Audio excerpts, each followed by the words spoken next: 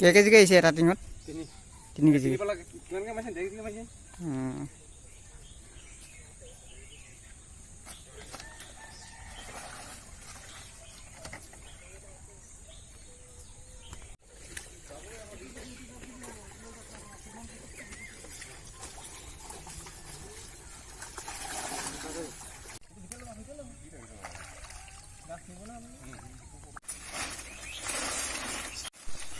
বান্দিৰৰ মাছৰ কথা এই তলটো ঢিলা আকৌ হেৰি অবাৰ আছে ক'ত পালে?